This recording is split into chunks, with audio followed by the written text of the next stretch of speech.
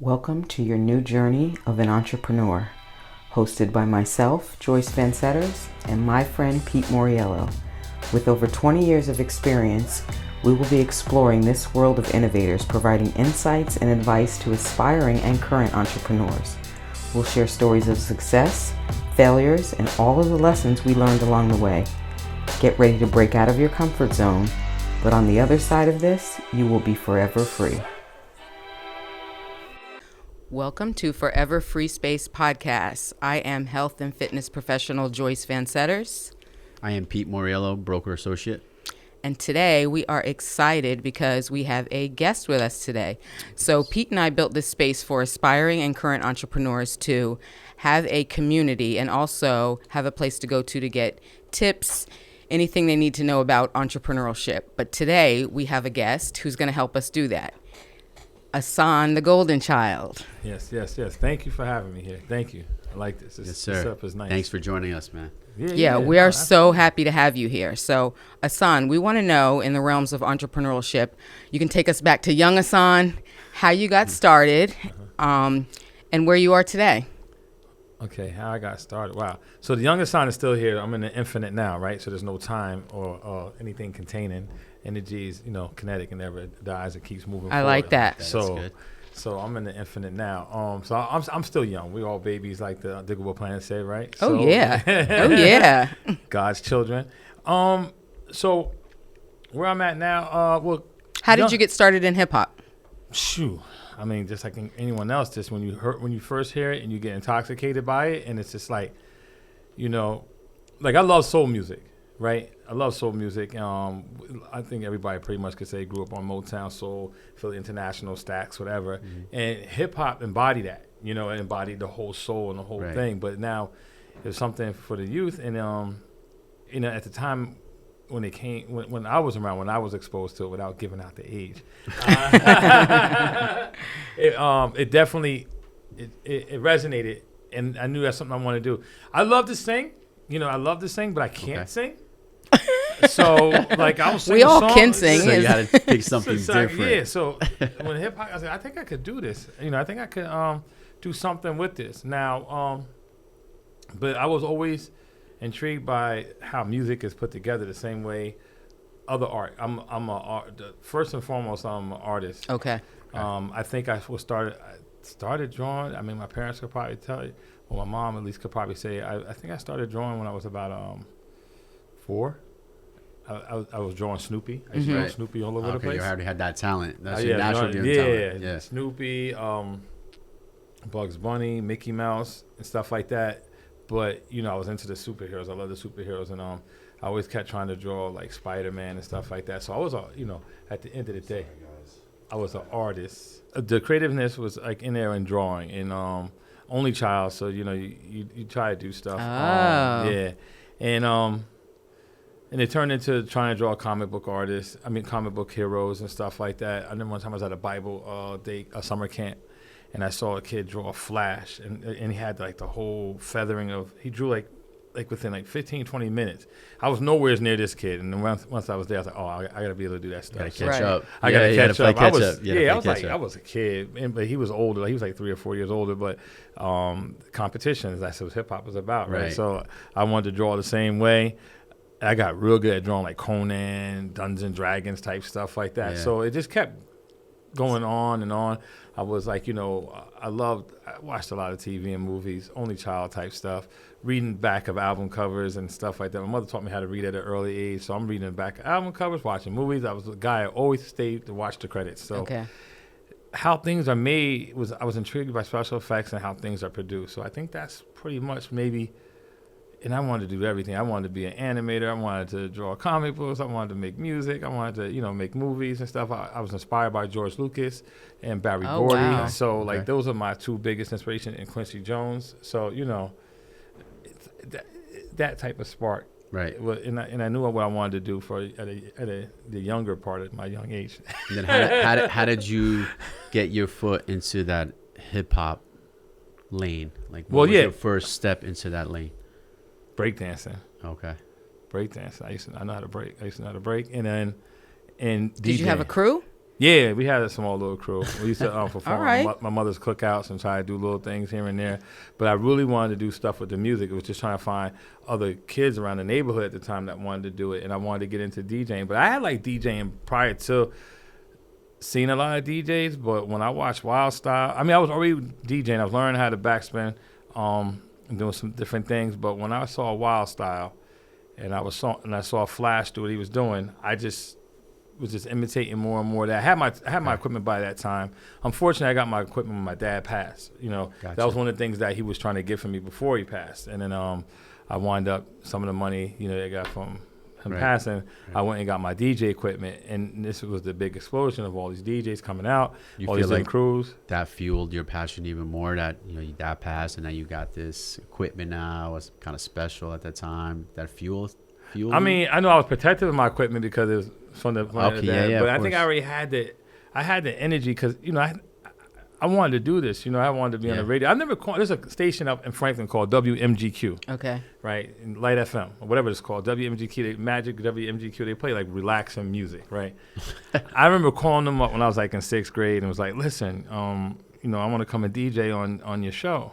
On your station." They were like, "Well, how old are you?" Because obviously I thought I sounded like an adult. Yeah, I honestly thought in my head I sounded like an adult calling, right? Right. I'm like in 5th. I don't know. I might have been in 5th or 6th grade, and they were like, "Well, what do you do?" I said, "I spin hip hop. You don't know anything about rap, I could spin that. You don't play no rap. You have nothing good up there. I got all the records. I could come up there. Don't even worry about the music." I said, "Yeah, but we can't pay you because, at your age, I don't even need no money. I just want to come up there because I'm listening to the guys that come on at night and they're not really doing their thing." So, wow. The whole hip hop thing, and it was like, they said, "No, it's not our format." I'm like, "I got you. It's not your format. I got the records. Don't worry about it. You don't even have to worry about all that. I have the music, but I guess I didn't comprehend what he was saying at the time. Right. Yeah, he was saying we're not playing that. We're not playing that. We're not doing that. That's not our thing. But I have to tell you, you pitching yourself is amazing. Oh yeah, my mom remember that. It's crazy. It was like a lot of that stuff back in the days and things like what I was doing. It's a shame that certain things didn't materialize the way it did, but I'm not going to kick myself for it. I guess it's passing on to the next generation. Believe in yourself. I believed in myself. I called it. I said, you guys are whack, man. You don't understand. We're going to make your station fresh. You ain't never heard of Run DMC, I was like trying to tell them, like, you're missing this. You're missing an opportunity here. But, I mean, it was great, trying to always pitch myself. I remember calling up record labels, man, and I didn't even have a crew because there's different people in the area. You're trying to work with everybody because, you're young, you're in school, and just trying to tell record labels, like, "No, we the next thing. Yeah, forget so-and-so." Right. Trying to promote yourself. Of course. How did you turn the hip-hop, the breakdancing into hip-hop music? I mean, I like breaking. I like watching it, but it wasn't. I knew it was nothing I was going to be doing forever. Okay. Yeah, it wasn't something. I was more intrigued by music and putting the music together. And who I liked in the beginning? Pumpkin. I remember that song, Pumpkin and the All Stars. And I love how he put everybody from Profile Records on one record. I like that. And then the DJ who I would learn from. His name is Michael Seeger. Okay. I think his name was like Sir Fresh or something crazy. But no disrespect, bro. But and he was explaining to me how it goes down in the studio. So the one guy who I knew who was in my breakdance crew was also trying to be a DJ and a rapper. And then my boy who we came and put a group together in the 90s, and that's a whole nother story. That's probably a whole nother podcast. We were in a group called Sounds of Creation, but earlier all three of us were together, and I was trying to put us all three together. I said, we should do a record. Because one day while we was breaking, at the time, my boy Sharif, the Grand Sharif, was called Cold Crush. Mm-hmm. You know what I'm saying? His name was Cold Crush, and when he was rhyming, like, "Yo, you nice." And my other boy, he was okay. I mean, I could say some words and stuff, so early on, Cold Crush wrote my first rhyme. Okay. Right? So I'm like, we go to Mike Seeger. Now, everyone's older than me. Right. I was a little kid. And then I was like, we could probably put a group together. We can go to the studio. Let's do this. Or let's just do it at your house. I was trying to find breaks and stuff that we can use. And no one would ever, everyone always made excuses for stuff. Everyone made excuses. I want to make music. I want to make music. So, what I do, I call Grandpa, like, I want to buy this drum machine because DJ Cheese on the front of his record, he had this drum machine. I need to get either a Linn drum or whatever. Like, so what do you want for Christmas? I don't want no toy. Don't give me no G.I. Joe, no Star Wars, not just give me a drum machine and a keyboard. That's what I want, you know? That's a good gem for people, for the kids who want to do stuff and asking for this and that. If you have something that you're really focused on, you should be asking your parents for equipment. If you have a small business where if you're making bracelets, ask them for that type of stuff. So that's actually pretty cool. My first drum machine was a Korg Super Drum. Wow. And then how did you get into radio? Well, I wanted to do it before, and then we had a whole crew called Righteous Mob. A lot of people know who it is who are from Jersey, but we had a thing called Righteous Mob. It was our thing in Jersey. A lot of people knew about us on the underground side, and going up to different radio shows, doing interviews. Peace to my boy DJ Sammy Figs. He was the first DJ at WRSU. I was seeing things that he could do, maybe different, and some things how we can, maybe build from it. Right. So maybe we do a newsletter. Maybe we do this. And there was really no web thing going on. But I'm like, maybe let's do a newsletter. Right. Let's do this. Let's do that. And he was cool with it, but he wasn't motivated by it. Okay. So I'm like, yo, Sammy, we could do this, and we could, I'm out there with the Righteous Mob. We could sit there and promote it and have the radio show, coordinated with this and that. Boom, boom. And he used to let us come up and do our thing. He'll let me DJ sometimes. Had nothing but love for him. Then one day I'm just saying, all right, he's not doing it the way I want to do it. So I said, I went up to WRSU one day, and I was like, how do I get a show on here? And so no one, of course, gave me information. To my boy Ty Jerry, who we can't find. So Ty Jerry, if you hear this, how do we find Holler you? at us, Ty Jerry. Holler. Get out. Yeah, but that's still talking about. He's a house DJ that is known. Got a lot of the house DJs in up north Jersey. Yes. Okay. And he's the one that got me on, because he was buying studio. I had my recording studio in my mom's basement, and he was buying studio time for me. And then one day he said, you should do a radio show. I should. I'm trying to do something with Sam. He said, well, why do something with Sam? You could do something yourself. I said, would they do it? So I go up. So he said, well, they have another DJ workshop at Rutgers. I'm not even a Rutgers student at the time. And I'm like, all right, so how do I get in? And he said, well, see if we can find another student that is going there. So people I hung out with at the time, which is my wife's we all have mutual friends. I'm like, yo, I got this idea for a radio show. We got to get up there, but I need you to be the student that gets it. And we got up there, and peace to Max, I forgot his last name, and Eric Vittner. They're the ones that put me on WRSU. They were the music director, program director at the time. Okay. I went there. We did the workshop. We did a demo. I did this type of thing. They said, you know what? You should have your own show, because they said there's only going to be one genre of every type of show. And I'm like, well, hold it. You have like 3 punk shows. You have like 3 garage rock shows. Like, you can't have another hip hop show. Right. And after I did my demo, they were like, yeah, let's get you in. And then that's where it started from there. I got this. I wasn't even a Rutgers student. Eventually, the 2 girls that were helping me with the show, because they used their name to get in, they fell off. Mark and Eric were like, don't even worry about it, man. You're in there. And you just rolled with it by yourself. I just rolled with it. And now we have the longest running, the Blueprint Radio is the longest running hip hop radio show in New Jersey. I love it. You can't debate it. And what's the station? That's 88.7 WRSU? Yep. WRSU FM is the Rutgers State University radio station. It's the flagship station for the college. It's the one where you hear all the Scarlet Knight games. So I'm there. I love it. What days and times are you on? Now I'm on Fridays 10 to midnight. Not this Friday, because we're doing they're doing something with the station, so right. We're but not typically going on. Fridays 10 to midnight. 10 to midnight. Yep. Dope. And you said you play a collaboration of like new, old hip hop. Like, what do you? Straight up underground hip hop. Now, for a moment, I had broke one toe and another toe on the other foot, and I wasn't going in.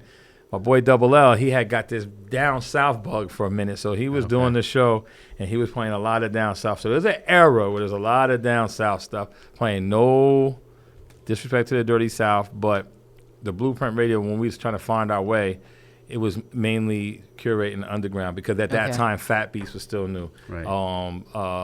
What's another label? Fondulum just came out, Piece of Bobito, Raucous Records. All these labels were just starting to bubble up. Then I became part of a coalition called the New York Radio Coalition. Peace to Mecca, rest in peace to G-Man. I became part of that whole crew of people. Oh, wow. And that was it was the New York Radio Coalition. Hot 97 was only playing certain type of hip hop, right? Whether it be mainstream or underground and whatever. And then we just, as a collective of a bunch of radio shows from New York, and I was the only Jersey show part of this collective. We were like, we can shape and change hip hop because people really listen to our shows. Right. So you're still playing underground hip hop. Like, how do you pick and choose which artists to play? Like, are people actually emailing you or getting Yeah, now it's email. Yeah, now Okay. it's emailing. Other promoters and DJs who I know, they do send you email. stuff. They send you stuff. And then now with social media, people find out who you are. They're sending things. So there's a lot of curating with that too, because even with underground hip hop, you still get a vibe of, it's easy to make music now. It's easy to record yourself. So do I want to say the quality of music went down? I'm not going to say that, but I'm going to say there's more music. There's more of abundance. So trying to filter it is almost a job in itself. Yeah. It's very time consuming. How do you filter it, man? Do you you're like in the car every day listening to 10 different? Well, I need to get get what you call in my car, the Bluetooth, so it'd be a lot easier. But no, sometimes I gotta wait. Do you have people helping you, or you're doing this No, on I'm your doing own? myself, man. And it's time consuming. So I'll go on my phone. I'm like, yo, listen, I need like 2 hours to listen to some of this music. So I'll listen maybe 45 seconds to a minute in. But then if I'm doing stuff like working out or running or doing some stuff, I will listen to my headphones. Oh, got it. That's why I always ask people, yo, just send me your SoundCloud link first. Right. Or you can send me an email. Can you give me a link? Because it's easier on the phone Yeah, to hit the link and I can hear it, quicker that way. Right.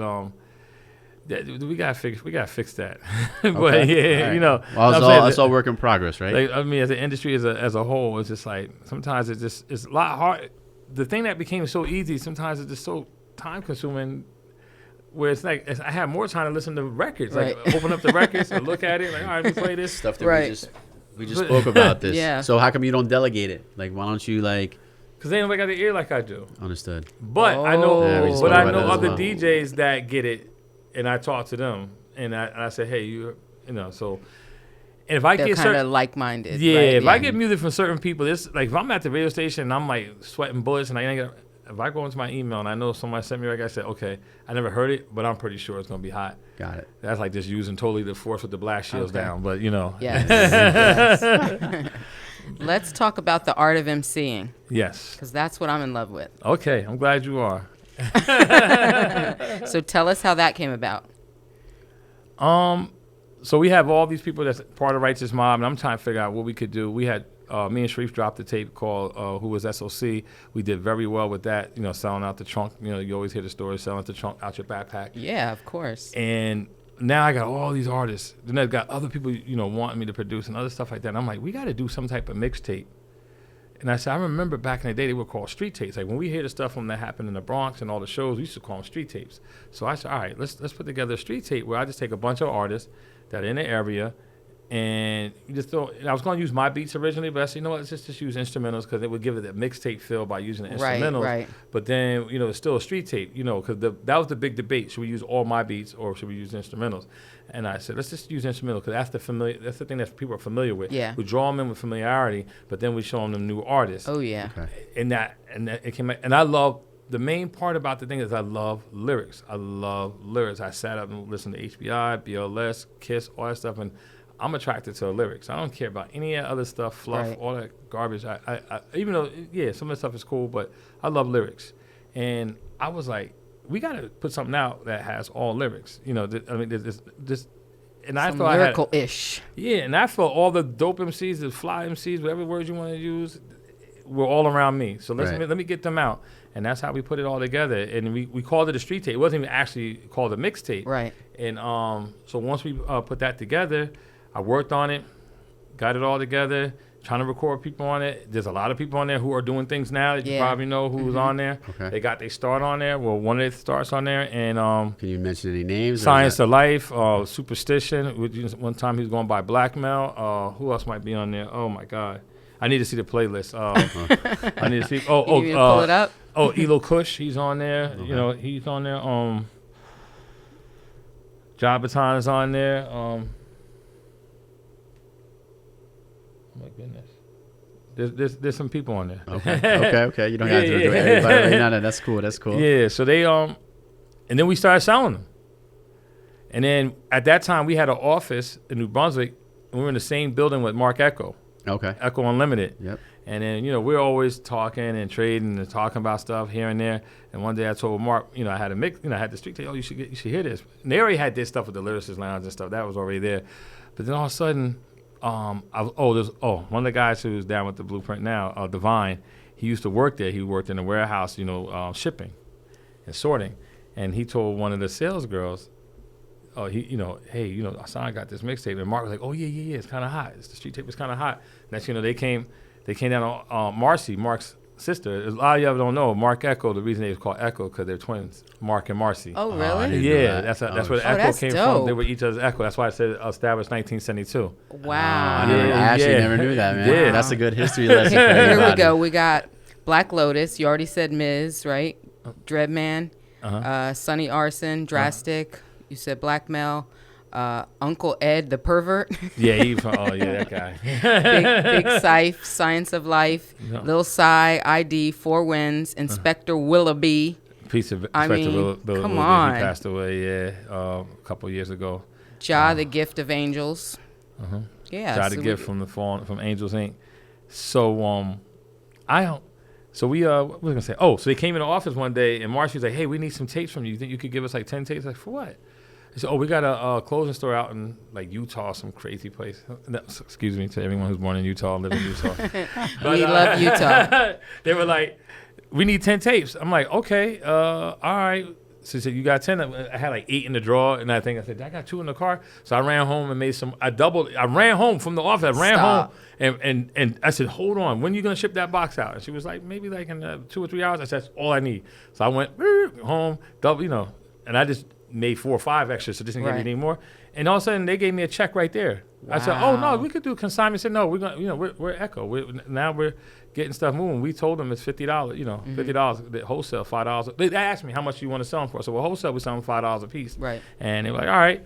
They just gave me a check for $50, and they just said, "We'll just get the money. We'll invoice them. We'll buy from you and invoice you because you're gonna need money to keep doing what you're doing." And then from that point on, they were always coming for orders. I'm going out selling them.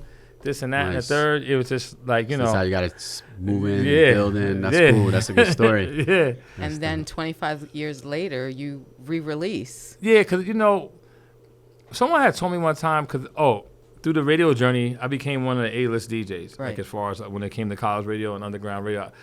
So any label that was out during the 90s era, mainstream or not, I was talking to the promotion people. I was getting, things. I was always getting records, drops, all that stuff. So someone told me, they said, all this mixtape stuff that, 50 and a whole bunch of people are doing, truth be told, I think you might have been like one of the first ones doing it on that level where you had people rocking to other people's instrumentals that were current. I said, well, it wasn't really me. It's just like, dudes back in the day used to do street tapes over breaks. And I just figured, we didn't want to use my beats and get them out there. I just used instrumentals at the time. But somebody in the music industry had said that to me. They said, I remember when you sent them all out to the labels, I think you were one of the first ones to do it like the way everyone started doing making it. And everyone else was calling them mixtapes. To me, it's not a mixtape. It's a street tape because you're not mixing current records. You just got dudes rocking over instrumentals. Right. That's how I looked at it. Okay. that was my little spin on it. So, I don't want to give the customer a product they think it's going to be a mixtape, and it's not. Let's be transparent. And it turned out to be 35 songs on there? I guess whatever's on there. Plus the little talking, and me and my boy KL was talking about the whole concept and everything throughout it, just to kind of give a narrative. Download when did you put it out again? 2021. Was that how long ago? Yeah. Oh, okay. I didn't know that. Yeah. Oh, yeah. Okay. Yeah, he re-released it. Yeah. And that's the SoundCloud I have. Yeah. It's sick. Yes, and it's you would like it. Oh yeah. Because nice, Pete loves old school, so. It's some Amboy artists on there you probably know. Yeah? Yeah. I'm pretty sure K-Banger missed that one. He missed that. We was just talking about that recently with him. Yeah. He missed. So fast forward now, man. You're still on the radio. Absolutely. What else are you doing? So with the radio now, we're trying to expand to TV. So we got a Roku channel. Talk to us. Oh, we got a Roku channel. Of course, is Bubblegums and Shoestrings, But it was funny because I went back to school in 2019 to get my master's in communication. And one of the things we had to do for one of our communication classes was, speaking in front of people, we had to do a commercial. And I said, no, I'm going to do a commercial. I'm getting ready to do this TV thing. And it's right before the world went to whatever. And the shutdown. Quarantine. Right. And I should have moved with that more during the quarantine. So if I figure a mistake I did. So we have another thing that we're working on called the Hero Network, which is another TV channel all dealing with superhero stuff that I did. Is that on Roku as well? Not right now. Okay. And that was something that I had the idea earlier, maybe going back to early 2000s, maybe like 2000. maybe 2004ish, 2005ish. But since I went back to school for communication arts, more or less like the media business side of it. Plus, I wanted to get hands-on with filming. 'Cause that was something I always wanted to do. And I see that there's all this new equipment and stuff. I said, I'm not going to begin that. Like, I know all this new stuff. I wanted to get hands-on. So I said, what I'll do? I'll go ahead and, let me make a commercial for the Blueprint Radio, the channel. But I'm not ready to release this yet. Thinking back during the pandemic and everything that was going on, it probably would have been better for us to lead with that versus the Hero Network. So if I had to say, looking back, I said, because that was, the Blueprint Radio was something already going. Right. But what happened, they shut the station down. Because I even said, I don't know how long we're going to sustain this, because when they was quarantine people, we were still going up to the station. And then it was we couldn't have guests. Right. And then they were doing things where we had to take off the mic cushion, spray the lights off. And I was like, I don't know how long we're going to, like, I was getting to a point, like, I don't know if I want to be inside here. Right. And then one day, like, no more station. And it was down for a year unless we sent in copies of the show. I didn't really, it was different. So did you ever think about taking that D-Nice route where you just did like a live? I should have. Okay. I should have. I missed it. He did that a lot during COVID. Well, that's how he got started. He did it because we were in quarantine. We moved with the superhero stuff. So I got a comedian out of Brooklyn. Got it. And he was doing our Daily Hero. Okay. And we were talking about the superhero thing, and that was big news too because that one Batman movie got shut down. Everything was getting shut down. Right. So we were trying to keep all the nerds and then and superhero hype about what's going on. Right. So it was called the Daily Hero. I forgot how many episodes we did during that first year of quarantine. It was a YouTube station, the Daily Hero? Yeah, we put it on YouTube. Okay. Yeah. And that's dope. And I had a whole team of editors, people I met in school, my older kids. We all were working on it. So we would have Sean. He would film it on his camera. He would send us the footage. We would edit. We had a whole team. We had the main editor, the second editor, and we were just getting it knocked out. And we pretty much would come up with the news, go on the internet, find out what's going on. A couple of us who just like deep into that stuff, kind of put it together, give it to Sean. Sean knows how to ad lib and stuff. He'll send it in. We'll edit. That day, we put it on there. And then one of the kids that were with me, he knew how to do live feeds from his attic and stuff. So we did like this YouTube live feed type of stuff to make it. So we covered the DC thing that happened that year. We covered that live. We covered one of the other conventions. So we had from all these different houses between Long Island to here to Queens and all these people I knew, we were all working together, like just getting the stuff pumped out. Nice. I think we put over over 100 some odd videos. Because then we had another one where we had my boy Vega. He's been doing a lot of short film. Well, actually, he's been doing feature-length films. And he was one of our guys, and he used to interview different comic book creators. And that was another show we had. And then we had a couple shows, and we put them all on YouTube, getting ready to go on Subaru. Right. And what I should have did all that time, the Blueprint Radio was something more even easier and natural for me to do instead of trying to worry about other people you doing could have stuff. coddled that. I should have did that, got that really moving. Right. Where at that time, a lot of people who were in business trying to figure out how they're going to do business, I could have grabbed the sponsor probably quicker with that than with this whole Hero Network concept. You definitely could have. Yeah. Talk to us more about the Hero Network. So the Hero Network is... How did that start? My second oldest son has sickle cell anemia, and we cured him. I wasn't taking that he was never going to be cured for an answer. I even told Dr. Drotman from Robert Wood Johnson, I love him. He's another comic book nerd, too. See how that worked out? Yeah. Nice. We talk comic book stuff all the time. And he said, your son would probably never be cured from sickle cell. I said, well, yes, he will. He said, then the thing called hydroxyurea came out, which was, it allowed people with sickle cell anemia to cope with it more. I said, but there's got to be a cure. He said, well, only other cure is a full transplant. And it has a 50-50 mortality rate. Right. I said, nah. Then they came up with this thing called the partial transplant, where it's not a full transplant, but it's a partial bone marrow transplant. So we had to find a perfect donor, and it was our older son. Okay. Man. Oh, wow. And he at that time said, he would do it. And he was, he wasn't even 10 yet. And the school recognized him as a hero, gave him a hero award, the principal and stuff like that.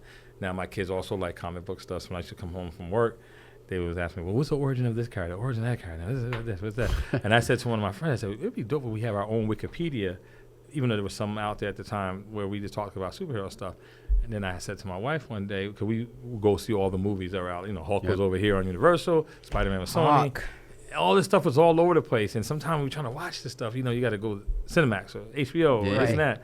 I said, it would be good if you had one channel. You watch everything. That has everything. Yeah. And then we could bring back some of that nostalgia stuff like the 18, Knight Riders and that. Yeah. And I said, I need to make a channel called the Hero Network. And this is before streaming.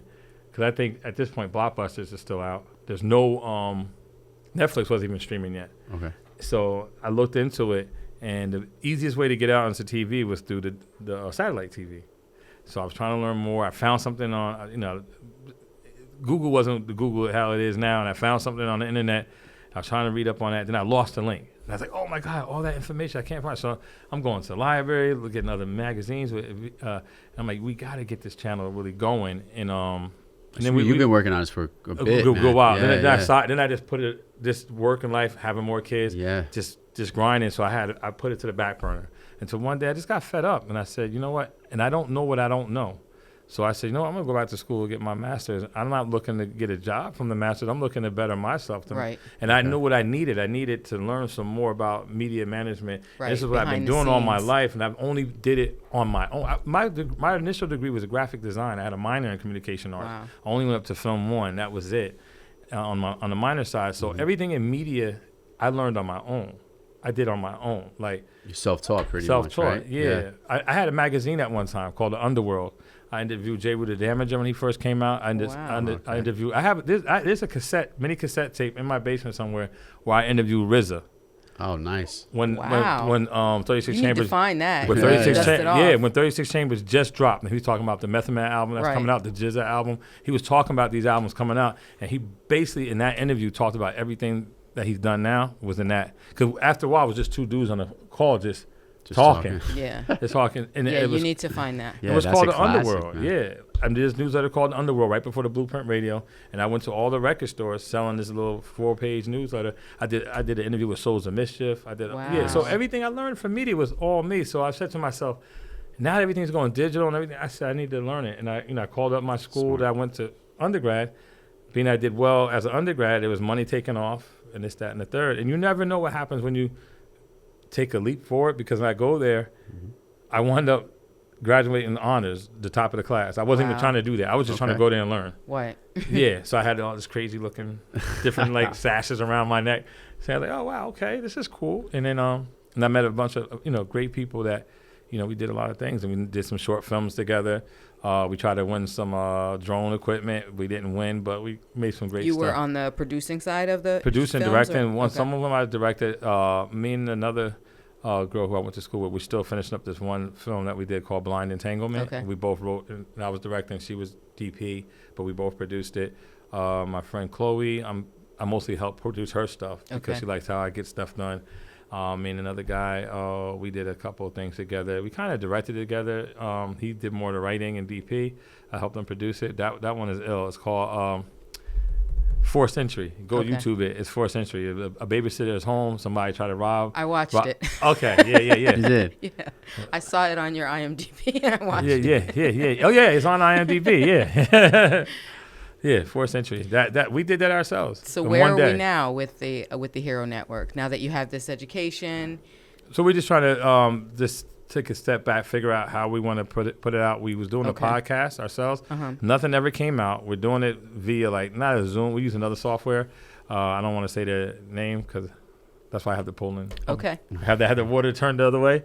But anyway, bleep that out. Entrepreneur over here. Bleep that out. Bleep that out. Bleep that out. But we use this thing to record ourselves, but we never put it out because I hate editing. I know how to edit, but I hate it. Okay. I hate it with a passion. That's why you delegate it. Yeah.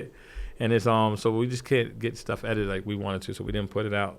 But we have maybe 40 shows in the can. Okay. Yeah, just talking about all the shows that were on Netflix, Disney, and what have you. Mm-hmm. But and where are we now with the Blueprint Radio? I'm doing it every week. Actually, one of the shows getting canceled. I don't want to date this, but right. I go up there every Friday. Okay. Doing that, and now what I'm gonna start doing is the guys who can't come on Fridays, I'm gonna do freestyles. Just come in on during the day, we'll freestyle, throw something up. And we could put that stuff on YouTube and whatnot. Again, I had this guy, another guy came over to our show. Nicole Simpson, her husband, Jesse. He used to videotape all our shows for a while. and he said all that stuff got washed away in some type of storm. Wow. So his footage with man. Killer Army used to always, his brother used to always come up to our show. You name it. I'm not even sure if he has on videotape the interview I did with Shine right before the verdict got announced. And now he's a councilman now, right? Yeah. I interviewed him. So you got a lot of footage that you can't even use because it was damaged and. That's what he said. He said, I still ask him every so often. I said, you sure you got that right? one tape? Let's check. Just one tape. Can we just make sure? And he taped it on VHS, so it probably had that gritty feel too. Like, man, could you please just find it? So now it's just, and that's the problem with me, because I don't know how to let go sometimes and delegate. And things keep happening. This is why I don't delegate things, because stuff don't never get done right. Like, Yeah. So it's. But there's a quote out there from Gary V, I think it is, and it says, he says, hire fast and fire fastest, or hire fast, fire faster. Yeah. And so that you basically you hire, just keep hiring as many people as you want, and then get rid of them. Get rid of them, because eventually you're going to find someone that you can cultivate to grow with you. And that's the thing with, Hassan got love for everybody, so I'm like, nah, we got. It's hard for you to. Yeah, it's hard for me to do that. Yeah. So I need to get a bulldog. You gotta learn how to do that. I just get it. What I do is just get somebody else to be the bad guy. Yeah, I was going to say, you got to delegate. Good guy, bad guy. Yeah. Right. Exactly. There was an old thing, like when you're an artist in the music industry, you want the labels to hate the manager but love the artist. Yes. Yep. Got it. There you go. Yeah. So you're gonna have people coming up to freestyle during the shows on every Friday? Well, yeah. If you come, and we have some. Pete's just trying to get it. Yeah, I'm trying to freestyle. He's trying to freestyle. So Silent Night and a band called Fuse, they were up maybe a few weeks ago. So that footage is getting ready to go up. We just did Side Martial Law. His footage is gonna go up. So we're back to. So how do you sign up? Like, let's say someone's watching this, right, and they're interested. What route do they go? Email us at theblueprintradio@gmail.com. It's not the Blueprint Radio FM. It's the blueprintradio@gmail.com. Okay. BP. We had to do a new Instagram page because our old one Instagram is not allowing us to go into it. It's BP Radio FM. So you can hit me that way too. Trying to think out. Just the blueprintradio@gmail.com. So artist sends that over to you via email or via IG. And then you'll reach back to him. I'll reach back to him. Yeah. Hey, come in. Let's do it. Let's do it. We'll talk about your product, what you have on. Don't be surprised if Pete shows up. If you get an email from him. Throw something together. His freestyle. Yo, funny story. Peace to Wordsworth. I love Wordsworth, man. He's Wordsworth's dope. Yeah, he's nice. Yeah. He came one time to the show, and I was like, listen, man, the Blueprint, we get it in on here. And Words, this is true, right? He will not deny this. He sold tapes from the show because he had his. I forgot what EP he was doing. It was a mixtape. And next thing you know, one of the dudes that called us said, listen, I'm just going to pull up to the station and buy it from you. And he said, you can go to a radio station and sell your stuff. So it was a funny story. So, we get it in. It's New Brunswick. That's Exit 9. Rutgers. That's crazy. You can do that at Rutgers. We were just talking about entrepreneurship is not for everybody. Like, it's just not. How do you feel as far as, like, your trials and tribulations that you've gone through up until now of being an entrepreneur? What they said, Hershey or the Colonel Sanders feel like how many times before they got it right. So go. I'm not worried about it. Okay. What doesn't kill me will make me stronger, and it's over when I'm looking on the other side of the dirt. I love that. So we were just talking about overcoming challenges in the entrepreneurial space. So that's like something that resonates. Mm-hmm. Yeah, that quote was actually pretty cool. We didn't even think about that. Yeah, I know. It's like you have to. I mean. Now, sometimes you got to know when a business idea doesn't work. Right. But, so a business idea may not work, but the space may still be right. Right. You just haven't figured out how you're supposed to exist in that space. Okay. And sometimes you might be ignoring a certain opportunity, but doesn't mean that opportunity may not get you back to where you wanted to be at in the first place. Right. So try not to close those doors, but maybe you have to shift that blueprint a little bit like we said. Blueprint. The Blueprint Radio. Blueprint Radio. There you go. There you go. I love that. Now, I could tell you this, so I'm a graphic designer by trade, right? So freelancer, was doing that, went to school for it. Echo told me one day the reason why, I'm sorry if you guys are going to hear this, but Mark told me this one day when he was in the office. He said he doesn't like designing for people because people don't appreciate his art the way he does it. Okay. He was going to Mason Gross as a artist, and he started putting his art on T-shirts.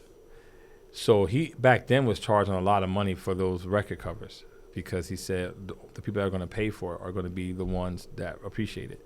So he gave me that gem one time. I fought against that and still did graphic design for people.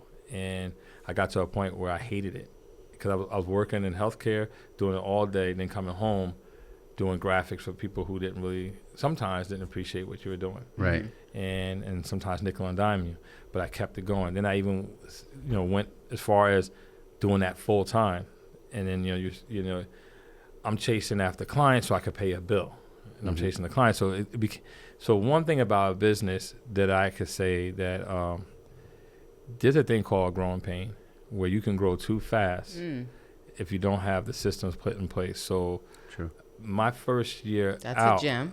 Yeah, my first year out doing graphic design, I think I didn't and then you don't even realize what you're doing. So we're thinking that, we're doing so bad, everything's poor. And then, at the time, we looked at the bankruptcies because we was trying to look into getting a house. And they said, well, if you have your own business, you just have to have, $10,000 a month deposits, right? I said, oh, my God, I don't got $10,000 deposits. Well, it wasn't all that era where you can go in the bank, online and bank and pull it out. We had to go down to the bank and ask for our statements, even though you still can go online, but it was just a lot easier to go there. Right. We went down there and lo and behold, I was doing deposits of 10. Just didn't really know it. Didn't even realize it. And then when we finally did our taxes one time over 2 years, I was making how much? I made what? I didn't even think I made that much. It seemed like so. But then if I had a person that was doing finance or accounting, they would have been able to tell me. Because you don't see what you don't see. Exactly. And then I'm collecting. So I used to spend more time collecting, selling, and doing, I hate customer service support more than the actual art, the actual graphics. And then, you're trying to do everything, get stuff to the printer, upload this and upload that. And it just got to be a challenge. And then, move fast forward, I'm still doing it. I started doing prints, more print stuff. Like, I'm doing T-shirts for, I don't care who you are, townships, realtors. Do you still do that now? If you want it done, I can get it done. I mean, but I don't push it no more. Okay. I don't push it no more because it became like it's a thing that really burnt me out. Right. Like right before I went back to school, and it was just like, we had good accounts like with the school football team and this and that, and it was a lot. And I'm just one person. Then we went through some personal challenges that made it even harder to do the business. And it's one guy. I'm one guy. I'm everything. I'm the sales guy. I'm the account manager. I'm this and that. You're I'm the advertiser. Yeah. And I couldn't even ever advertise for myself because I didn't have enough time to do it right. Right. And it was just like, you get overwhelmed. You get very overwhelmed. And there's a growing pain, I think, where you could grow too fast where you fail. Right. Mm-hmm. You just burn yourself out. Right. And I kept trying to burn. It's like grinding metal brakes against the. Yeah. It's like, and it was just. And then so I had to take it back and figure out, what am I doing here? What do I really want to do in life? And I really like the media thing. But I still like being creative. Right. So my vision now is we do the media. We have the media platforms, work with other businesses to say, hey, not only can we advertise with you, but we can help you partner and help maybe create something that's going to sell because we understand where it is to be failing. Mm-hmm. And maybe we can help you and say, not only do commercials, maybe we can come up with some promotional item that accompanies the commercial. And maybe link it with our brands or things that we're doing. So now I could still do that other creative side, and then I can now just throw it back to like the young people who are the new graphic designers and whatever, and who are more creative. Interesting. Yeah, by the way, I remembered that quote correctly. It's hire fast, fire faster, promote fastest. So basically, he's saying if you promote let's say you found someone that they're not exactly like you, but they're like-minded enough that you could get them to that point. Mm-hmm. You promote them, and then they're going to want to do the job because it's not like you're like, no, I need you here a year before I see what you can do. They're going to want to work for you and bring in other people. Absolutely, they want to be valued. Yeah, and I learned that when we was doing the whole Hero Network. So the ones that are still around us, they're still there. And we have other little projects we want to do. I was doing stuff with Jay Comedian and Cool Bubba Ice. We was doing a thing called Meet Me at the Movies. We did about 3 or 4 seasons together. It was something they had already. That's a podcast or a YouTube channel? It was YouTube. Okay. You can go on YouTube right now. Meet Me at the Movies. Yeah. I saw it. Okay. Yeah. Yep. Meet Me at the Movies. Yeah. And I had to do my research. Yeah. How do you think the quality looked? It looked good. Yeah. It looked good. I thought it looked good. That could have been a podcast today. I thought. I still want it to be a podcast today. So it's not like, it's just like, again, during that era, during the whole pandemic era, it's like, okay, we need money. We need stuff to come in, but no one had money. And certain people were finding certain hustles that work. And then others, and I'm like, all right, you know. I personally think, from my opinion, at this point in your life, you need an assistant. I know, I need a lot. Sounds like. You need someone to put all of these things in line, like you were saying, in organization, and then you can take care of the work that needs to be taken care of. Yeah. No, I like that. I like being. So where can people send their resume? D Media Group Inc. But see, that's the Gmail account. I hate giving out the Gmail account. The Gmail works for the radio. I'll take the resumes. You can send it to joyce@joycevansetters.com or joyce@foreverfree.space. I wasn't, you know. Jerry handed that for you. Yeah, thank you. I appreciate that. Because that's where I'm at now. Okay. That's where I'm at now. Is trying to bring more people down. The kid's godfather, we would, you know, I want to say again, you know, rest in heaven to my best friend, like a brother from another mother. His mother passed away recently, and that's my kid's godfather. We was at the funeral this Sunday. His cousin's son is now into film production and stuff like that. He went to school for something else, and then he liked it at Montclair and got into film production. So my son was already on. He said, "Oh, Dad, this guy does film." I said, "Oh, yeah, I think I heard him doing a little something." And then his mom told me, "Hey, you guys need to work with him." So I'm like, "Listen, we're trying to do this 24-hour hip hop channel. We may need some help." You know, finding other young creators and and since you produce, and he likes editing. I said, "Oh, you love editing? Okay, 'cause I hate it." You got to pull him in. Yeah, definitely for at least the editing. So, that's great. Without disrespecting anyone, who's the craziest artist you've ever worked with? Crazy and good, or crazy and bad? Either or, however you want to take it. Either. Yeah.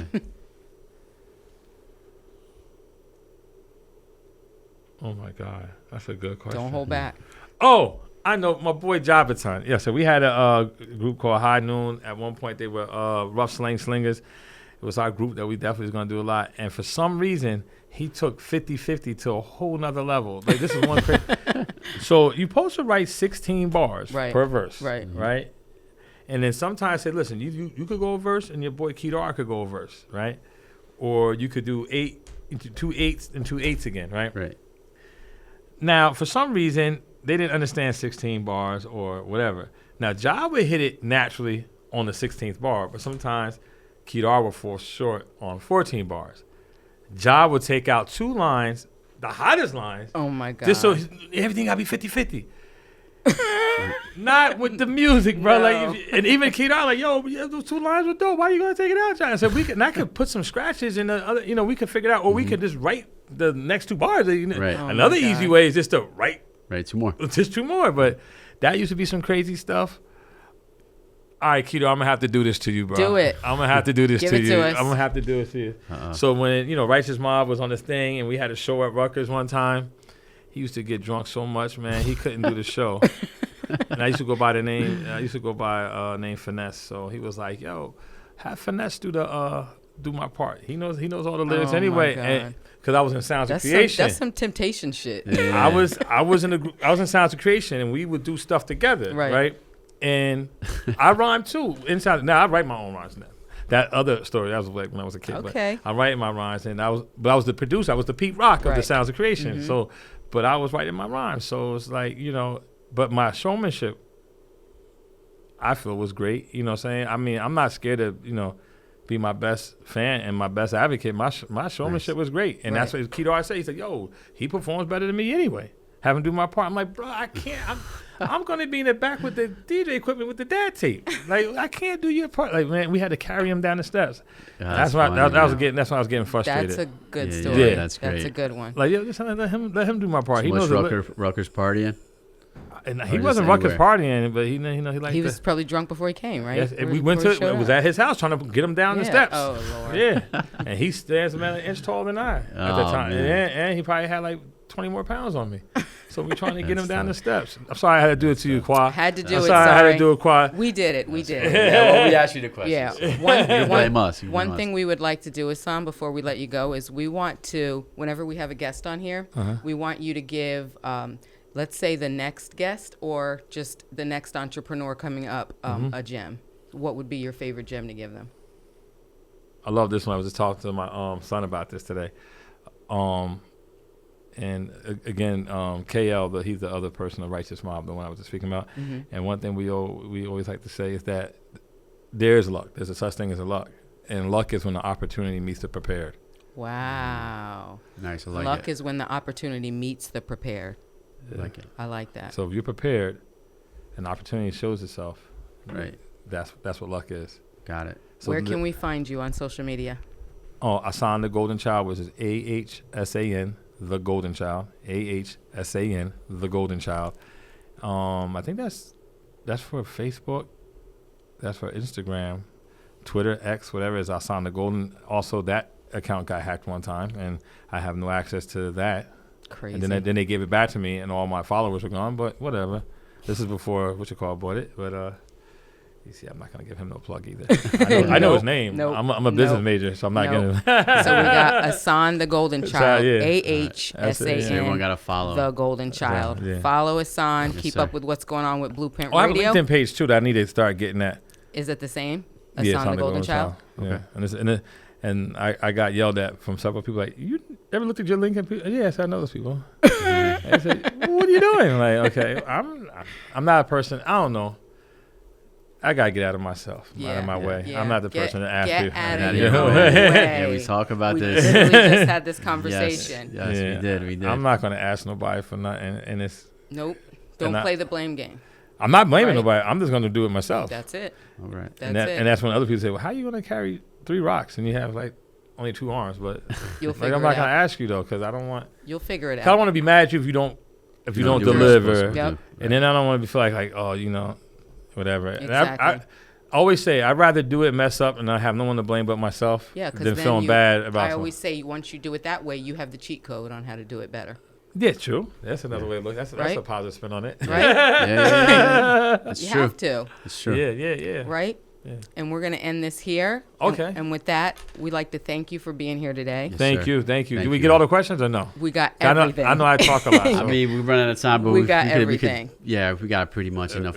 And we What want to we let need. people know we're on Apple, Spotify, Google, and YouTube. And if any of this resonates with you, please join our community because the best is yet to come. Yes.